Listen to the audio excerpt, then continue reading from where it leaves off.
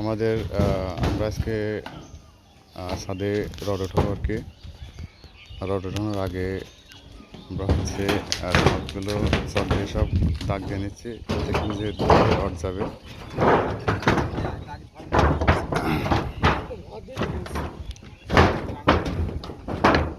ছাদ করার ক্ষেত্রে একটু সময় লাগলেও চক দিয়ে দাগ দিয়ে নিলে সবচেয়ে বেশি ভালো হয়, রডটা সোজা থাকে।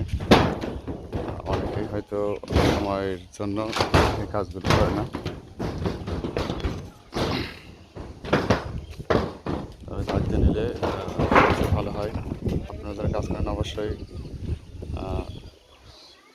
দাগ দিয়ে নেবেন। আজকে কিন্তু খুব প্রচুর গরম হচ্ছে, তারপরে ছাদের উপরে প্লেন শিটের গরম আর উপরের গরম তো আছেই।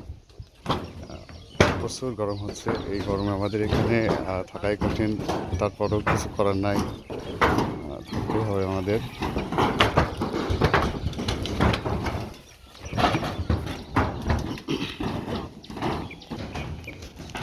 রোদ হলো ভালো, রোদের একটু দরকার আমাদের। এইটা হচ্ছে বেল, এখানে ধান চাষ চলছে। বৃষ্টি হলে হয়তো ধানগুলো সব নষ্ট হয়ে যাবে। যদিও আমাদের কষ্ট হয়, তাও আমরা চাচ্ছি যে ইয়ে হোক, রোদ হোক, আমাদের ধানগুলো সব বাড়ি আসুক, এটাই আমাদের সবচেয়ে বেশি দরকার।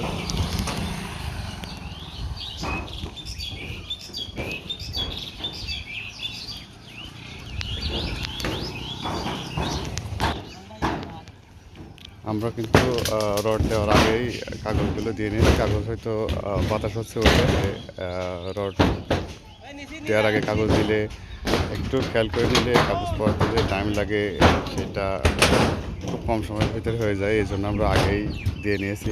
আপনিও যদি কাজ করেন চেষ্টা করে দেখবেন, খুব দ্রুত হয় আর কি।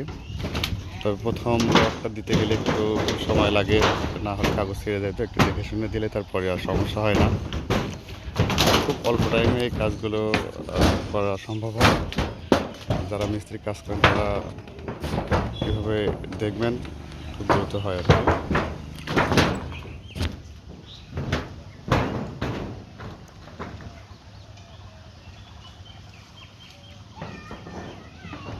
তাহলে কাগজ আমরা অনেক রকম করে দিয়ে দেখছি, এইরকম করে সবচেয়ে দ্রুত হয়, এই জন্য আমরা আগেই কাগজ দিই নি।